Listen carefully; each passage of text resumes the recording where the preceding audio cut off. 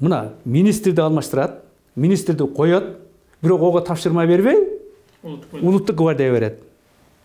Бул жердеги офицерлердин эки мындай мекеменин карама-каршылыктары бар да. Ушул жерден түшүндүрө кетиңиз, улуттук гвардия эмне кылат дагы? Коргоо министрлиги. Улуттук гвардия ал учурда бир Акаевди коргоп, жанакы церемонияларды аткарып жүргөн да, тосуп алып, тиги кылып, өзүнүн спецназы болгон. Мына ошолор менен алек болгон да. Бирок алар эч качан да күжүрмөн даярдыкты, согушка каршы булар башка куралдуу топторго каршы күрөшкөн менен биздикиндей алардын тажрыйбасы эки башка программасы. Эми андан башка мына ушундай кырдаалда Оштун губернатору, мен фамилияларын айтпай эле, общий айтып атам да. Оштун губернатору эмне кылат? Ал болсо жанакы граждандыкты призыв менен чыгыра баштайт, команда берип, чыгыргылагын деп. Чыгырып жанагы аскердик кампалардан куралды бердире баштайт. Мобилизация. Бере баштайт да. Ал жакта өзүнчө күпүлдөшкө, өзүнчө чоң, өзүнчө бийлик. Бул жерде эки башты бийлик, ушундай деми мындай. Башаламандык болгон экен да, аскердик тармагында. Единоначалие деген принцип өлгөн да. Мына ошонун негизинде ушуларды көрүп, анан кийинки ошо министрдин ордуна койгон Топоевдин деңгээлин анын алдында министр өзү мындай туура эмес иштеген үчүн кууп чыкканда, кийин кайтып жанагы коопсуздук кеңешине катчысы болуп калган. Эми ал өзүнчө сөз. Мына ушундайлы билген адам катары мен депутаттарга барып айтам келгенден кийин. Эркебаев депутаттарга жолугам, ал спикерлер да, анан бир топ депутаттарга жолугуп, ушундай болуп атат, бул туура эмес кетип атат, мындай кылыш керек деп десем, алар баары туура түшүнүшөт да, караша дейт. Алар милдет ошондой да. Анан өкмөттүн жыйынына барып, өкмөттүн жыйынында мен кыска доклад менен чыгып сүйлөйм. Туура эместигин айтып, жолдорун кандай чечиш керек деп. Алар угушат, ушундай кылыш керек дейт, бирок кандай чечим эткенин мен билбес эдим. Биз чыгып кеткенбизде, тем более орун басармын биринчи. Министр жаңадан келип калды менен. Анан ушундай кырдаалда карасак кайтып эле башаламандык. Аяктан маалыматтын маселелерин алабыз да, алсак ар кимис өзүнчө ызычуу, күрүгү дегендей ошону карап туруп 2-сентябрда Акаевга анан рапорт жазам. Ушу кырдаал ушундай болуп атат.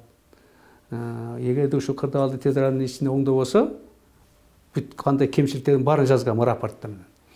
Анан ушундай кемчиликтер, бул мынаңыз туура эмес болуп калды, бул мындай деп туруп конкреттүү жазып, ошонун негизинде мына иштерди аткарбаса, бул кийин аягында көп мамлекеттин каражатын кетиргенге мүмкүнчүлүк түзүп берет. Эгерде ушу менин айткандарым аткарылбаса, анда мен ушу кызматта турганым мүмкүнчүлүк болбой калат деп туруп аягына жазып, аякта ага беришпейт деп билип туруп, өзүмүн бир жакшы таанышым аркылуу бердирем.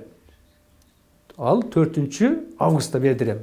Экинчиде жазган, бирөө бердире албай жүрүп, 4-августта бердирем, ал кирип түз берген экен.